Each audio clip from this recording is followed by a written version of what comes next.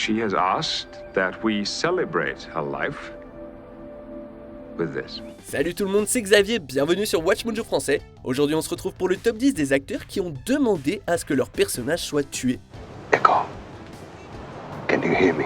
Before I go, I just want to tell you you were fantastic. She was incredible. She died saving my life. Pour cette liste, on va s'intéresser aux acteurs qui auraient sollicité leur direction et demandé à ce que le personnage soit tué, que ce soit pour des raisons personnelles, professionnelles ou d'intrigue. Est-ce que vous avez en tête quelqu'un d'autre qui a fait une telle demande? Dites-le nous en commentaire. Numéro 10, Aidan Turner, Being Human, la confrérie de l'étrange. What's going on? Cette comédie dramatique surnaturelle britannique a été diffusée sur la BBC 3 de 2008 à 2013, à l'époque où les vampires et les loups-garous étaient à la mode, vous savez.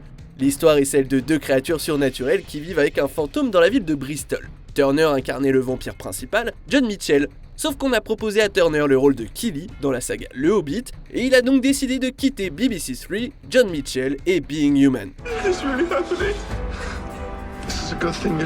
Le directeur Toby Whithouse avait prévu le coup en avance et a écrit un passage dans la saison 2 où John et son ami Daisy assassinent un groupe d'innocents à bord d'un train. À la fin de la saison 3, John, rongé par la culpabilité, est tué par George pour l'empêcher de faire du mal, voire de tuer d'autres civils.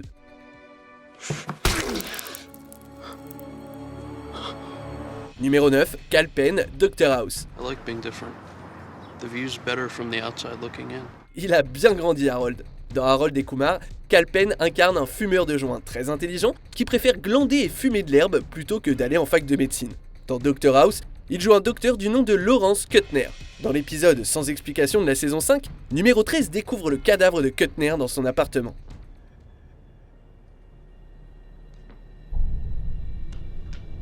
Oh God. Cette mort a reçu beaucoup de critiques pour son côté sorti de nulle part, et on l'a jugé inutile d'un point de vue narratif. Mais c'est parce que les auteurs n'avaient pas du tout prévu de tuer Kuttner.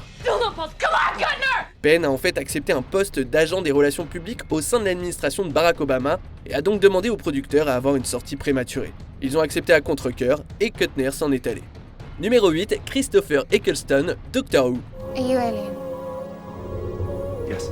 Après plus de 15 ans d'interruption, Doctor Who est revenu en 2005 avec Christopher Eccleston dans la peau du 9e Docteur. Il n'aura duré qu'une saison, vite remplacé par David Tennant. Pourtant, c'est pas parce qu'il faisait pas du bon boulot, non, en fait, il n'a accepté de ne faire qu'une seule saison. Rose Tyler. I was going to take you to so many places. Barcelona? Not the city, Barcelona. Une info qui a accidentellement fuité auprès de la presse peu de temps après son premier épisode, ce qui a provoqué beaucoup de spéculations quant au futur de Doctor Who. En 2010, il a dit à Radio Times, avec des termes très vagues, qu'il n'était pas heureux en travaillant sur la série. Il n'aurait apparemment pas apprécié, je cite, l'environnement et la culture, fin de citation, sur le plateau, et a décidé de prendre un chemin différent pour des raisons personnelles. Before I go, I just want to tell you you were fantastic. Du coup, place à David Tennant et le 10e Docteur. Numéro 7, Eric Balfour, 24 heures chrono. I want you to know that it's okay. Balfour a brièvement incarné le gestionnaire des protocoles internet Milos Pressman au cours de la première et de la 6e saison de la série archi populaire de la Fox, 24 heures chrono. Who is in command? I am.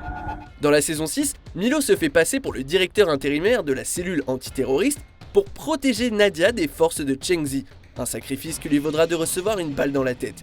Une mort bien sûr choquante, et si ça a l'air de venir de nulle part, c'est parce que c'est un peu le cas. Balfour a demandé à être tué pour pouvoir bosser sur un pilote pour CBS.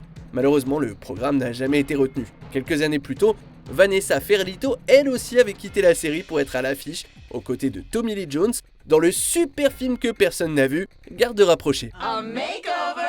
Numéro 6, Denise Crosby, Star Trek, la nouvelle génération. The martial arts competition is in 3 days. Are you prepared? I will be if you'll meet me on the holodeck later. Le lieutenant Tasha Yar est un personnage féminin important au sein du royaume de la science-fiction. On la considère souvent comme une pionnière pour les futurs rôles féminins puissants, des itérations Star Trek d'après ou même de tous les programmes de SF en général. Malheureusement, sa période dans la série n'a pas duré longtemps. L'actrice Denise Crosby n'aimait pas des masses son personnage. Elle a confié à StarTrek.com, je cite, « Je ne voulais pas passer les 6 prochaines années de ma vie à dire « Oui mon capitaine, dans le même uniforme, au même endroit sur le pont. » She has asked that we celebrate her life with this.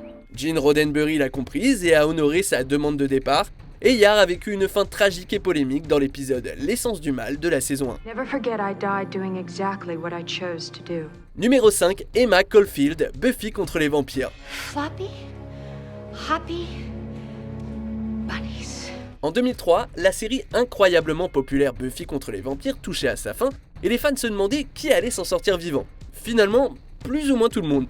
Enfin tout le monde sauf Anya Jenkins, le personnage d'Emma Caulfield.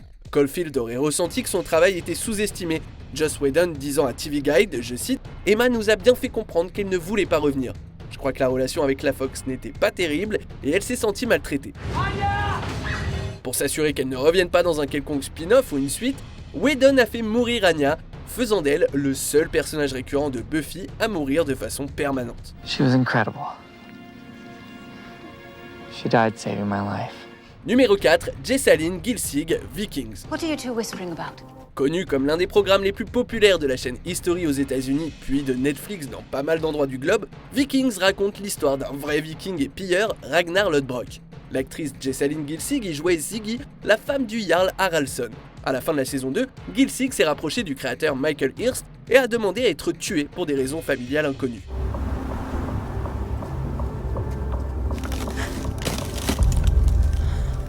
Elle a dit au Hollywood Reporter, je cite, « Il y avait des choses personnelles dans ma vie pour lesquelles je devais être là, des choses de famille, que tout le monde a de temps en temps. » Hirst a été 100% compréhensif par rapport à la situation et a mis en place le départ plein d'émotions de Ziggy dans la première moitié de la saison 3.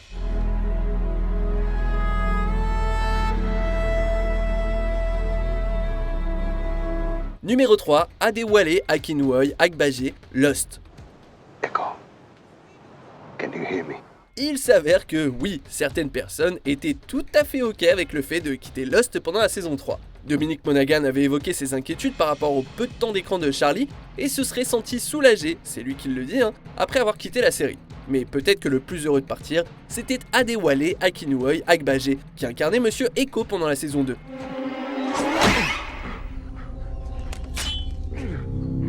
Malheureusement, les parents adoptifs d'Adewale sont décédés à peu près à la même période, et il a demandé à ce que Echo soit tué pour qu'il puisse retourner dans sa ville, Londres, et ainsi réaliser un film sur sa vie.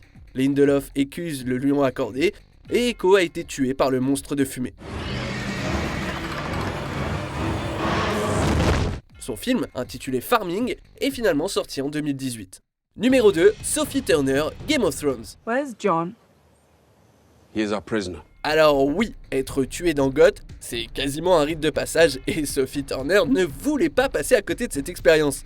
Sauf que malheureusement pour elle, les auteurs avaient prévu autre chose pour son personnage. Lors d'une interview avec le Wall Street Journal Café, Turner a révélé sans détour son désir de voir Sansa mourir et voir Littlefinger s'emparer du trône. I don't want to survive. You don't want to survive. And I want Littlefinger to end up on the throne. Elle a ajouté, je cite, « Ce serait très décevant que Sansa aille jusqu'à la fin et qu'elle s'en sorte. » The North will remain an independent kingdom, as it was for thousands of years. Eh oui, comme on le sait tous, non seulement Sansa est allée jusqu'à la fin de la série, mais en plus elle a été couronnée Reine du Nord. Une fin satisfaisante, mais pas celle que Turner imaginait, ou qu'elle voulait d'ailleurs. Avant de dévoiler notre numéro 1, voici quelques mentions honorables. Dan Stevens, Downton Abbey, Stevens voulait se concentrer sur le cinéma. Josh Charles, The Good Wife, le contrat de Charles arrivait à terme et il voulait explorer de nouvelles opportunités créatives. Paramedics! John Deel, 2 flics à Miami, Deel voulait monter sur scène et en avait marre de Miami. John Francis Daly, Bones. Daly est parti pour co-réaliser Vive les vacances, sorti en 2015. Tell Daisy not to worry. She worries too much. T. Or Knight, Grey's Anatomy. Knight détestait avoir peu de temps d'écran et sa relation avec Shonda Rhimes s'est détériorée.